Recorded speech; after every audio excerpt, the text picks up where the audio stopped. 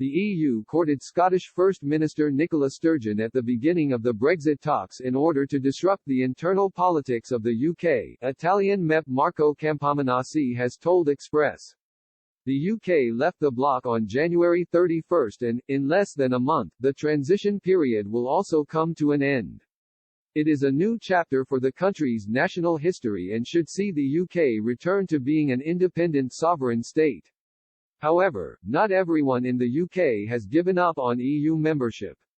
Despite Prime Minister Boris Johnson repeatedly rejecting her independence calls, Scottish First Minister Nicola Sturgeon is determined to hold a second referendum in the spring of 2021.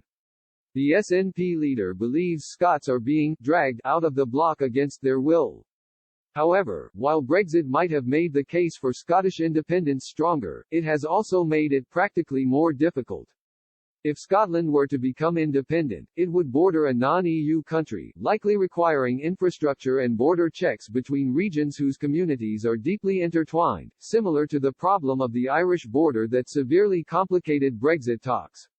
Scotland could also be rejected by Brussels due to its current deficit of 7% of GDP, unless it adopted a strict austerity program from the EU as well as potentially accepting the euro. Moreover, new members can only be allowed into the bloc through a unanimous vote from the existing member states, and Holyrood would undoubtedly ruffle feathers if it were to join. Spain is struggling with secession demands itself, from Catalonia, which means the country could potentially be put off from supporting a newly independent state. In an exclusive interview with Express.co.uk, Italian MEP Marco Campominassi reiterated that the chances of an independent Scotland joining the EU are very low.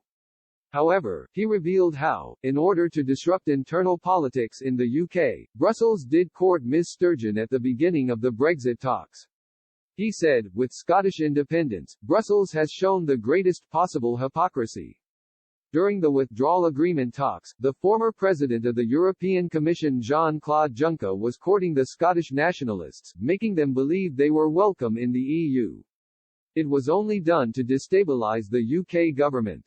Brussels could have not had the same attitude towards the Catalans because Spain strongly supports the European Commission.